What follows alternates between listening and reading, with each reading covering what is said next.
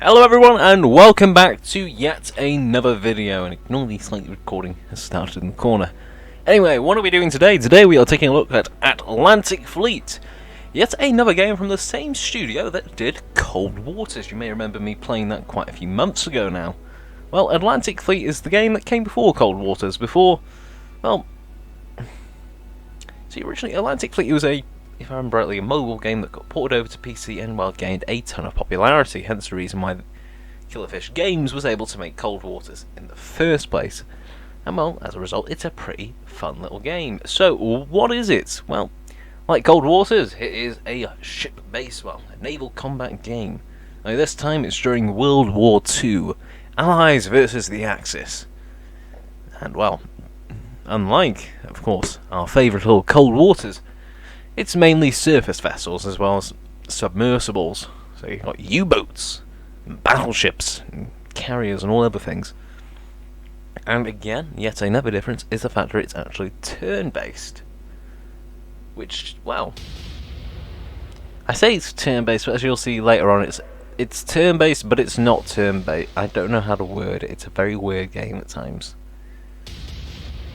But anyway, so you've got your navies, and well, what we're doing today was we're going to try and change history with, well, the battle that stank, of course, HMS, the KMS, it's KMS, isn't it? KMS Graf Spee, of course, destroyed during the Battle of the River Plate as well.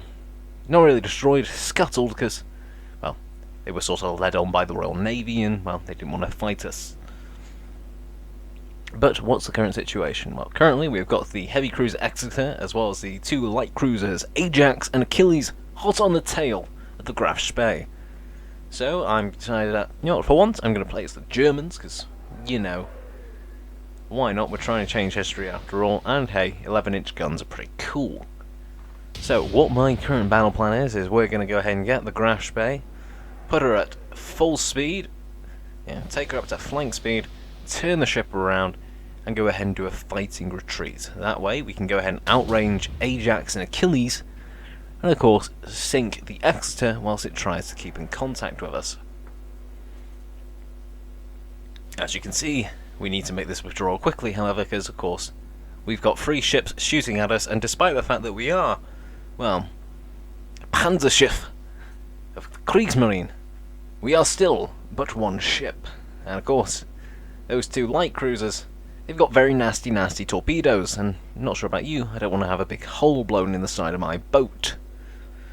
Okay, so currently we are trying to go ahead and get the range on the Exeter over there. We're starting to get the range right, but I haven't quite clocked on to the fact that the wind is actually throwing our shots off quite a fair bit. You can see up in the top left corner a little blue arrow.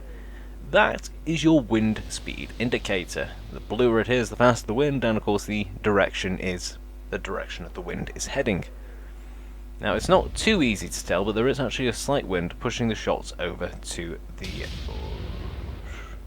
left or right, one or the other. Either way, it's pushing the shots over just enough to actually miss the ship. And after finally starting to clock on, our shots are starting to hit right. If only I remembered to change the range as well.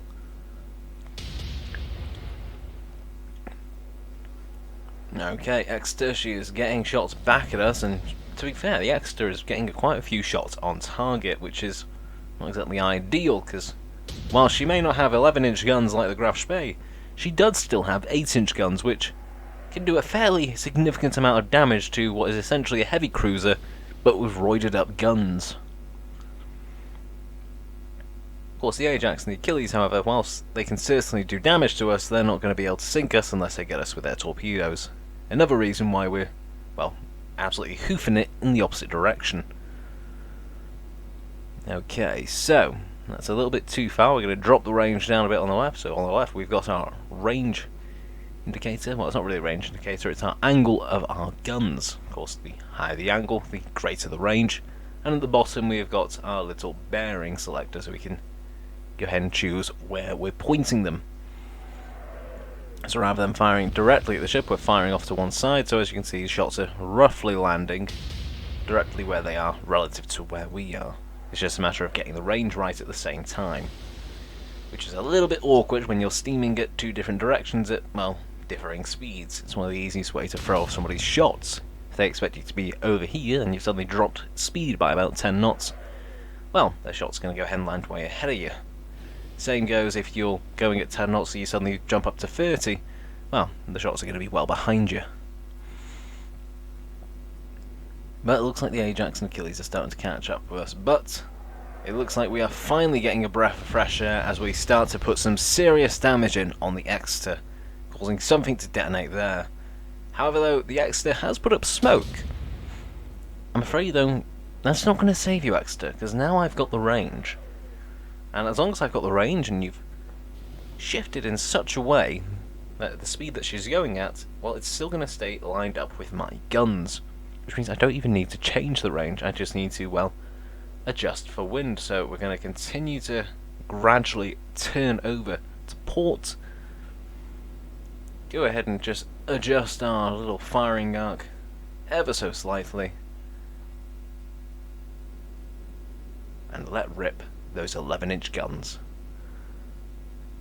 Fire. Okay, that is 6 11-inch rounds. Almost all are on target, and holy hell, we've got some serious damage there. See that the entire ship's main superstructure has gone up in smoke and flames. There is wreckage everywhere, but she is still afloat, and as long as she is still afloat, she is still a worthy target. So the only thing left to do is go ahead and pummel the Exeter into submission, because we cannot afford to have that ship still afloat. To be honest, it's the only reason why I haven't turned the ship around.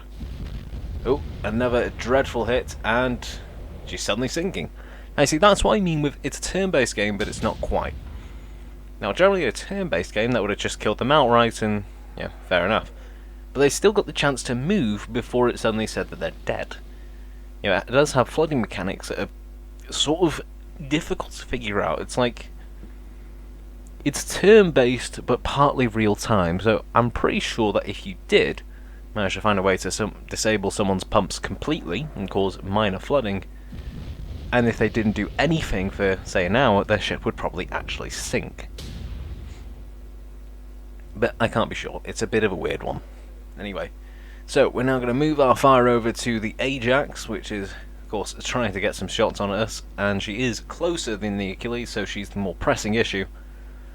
And, well, we are still looking pretty damn fine. Yeah, we've got some light damage and a couple of holes in the side of us, but they look to be superficial more than anything else. As you can see, we're still sitting straight, we're still moving, we're still able to fight. And I'm pretty sure that's more than enough for the Royal Navy to say that we're perfectly fighting fit.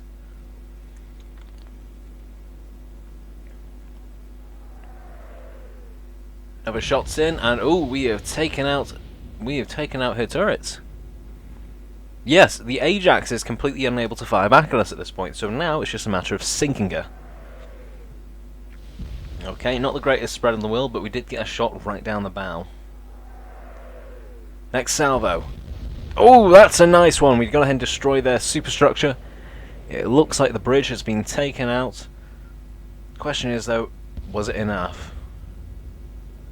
Not quite. She is still afloat, and the Achilles is moving up.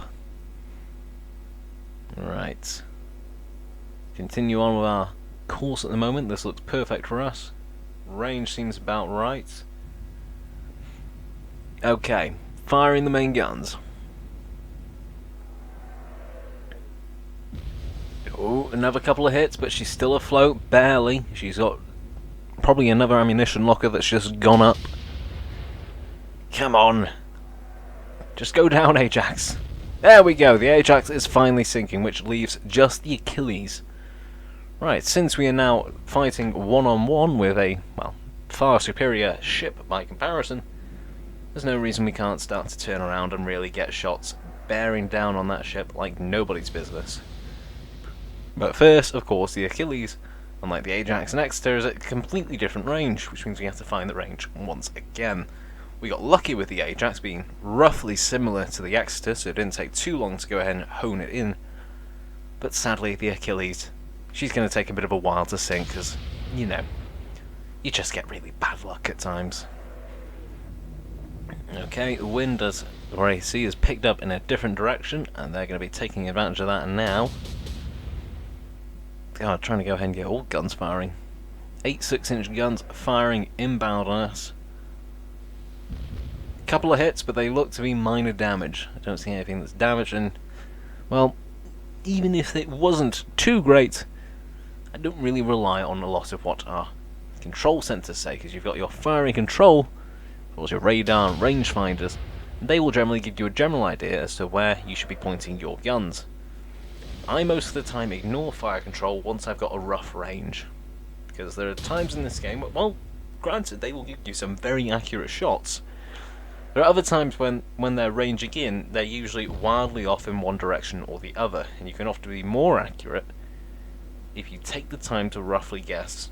Okay, that doesn't seem right. It seems a bit high. Drop it down by maybe 1, because most of the time your opening shot will be about 2 degrees. You'll have a 2-degree range of where they're saying it should be.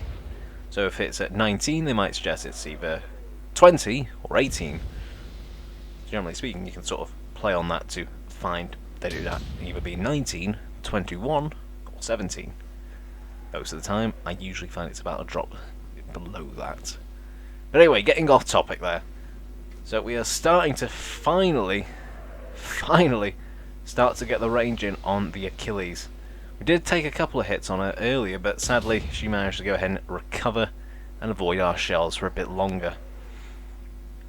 But for the Achilles, however, they are not getting as lucky. We are still sitting pretty damn proud, with absolutely minor damage at best. And we just got a serious shot on her then. It doesn't seem that we got ahead and caused too much damage, but 11-inch armor-piercing shells, it doesn't matter if they go ahead and do too much or not. Eventually they're going to start doing some serious problems.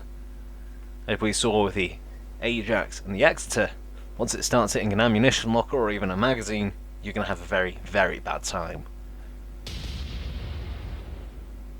Okay, more shots out.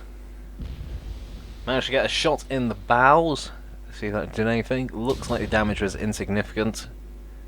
Maybe might have caused some, below the waterline flooding damage, but we can't really tell. Okay, keep moving.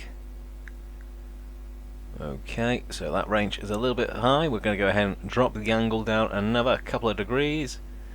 Adjust for wind. As we can see, the wind's going to the left, so we're going to aim to the right. And another salvo out, and oh, that looked like a couple of serious hits amidships. It looks like we're going ahead and cause some, well, a couple of fires, which is nice for us. And that's gone ahead and thrown her shots completely off. Now, you do want to destroy superstructure in a game like this, because unlike World of Warships, where, you just want to sink the thing, so you'll load high explosive, you're a destroyer, and just pray. In this game, if you destroy the superstructure, well, you'll have a chance of destroying their rangefinders, their fire control sensors. And basically, you remove their ability to tell where the hell you are in relation to them, which means they suddenly can't aim. And that looked like we might have just caused a small explosion in one of its ammunition lockers. Nice. As you can see, it looks like we have managed to get quite a few under the water water shots, because look, she is listing heavily. I do not think the Achilles is longed for this world. We are still afloat, we are still standing proud, so we're going to go ahead and move up, unleash yet another salvo, and I think that the Achilles is about to go down. Line her up, aim, get ready to say goodbye, Achilles, because we're getting rid of you. And with that, the video is over. So I'm running out of time here, so like the video if you like it, dislike it if you dislike it. Any thoughts or questions, leave them down in the comment down below. Don't forget to go ahead and check out my Facebook, Twitch and Patreon page in the description. Hit that subscribe button and notification bell for more from me. And of course, as always, this is the 117th Con, signing off. Have a brilliant day, folks, and I will catch you all in the next one. Until then, ta-ra.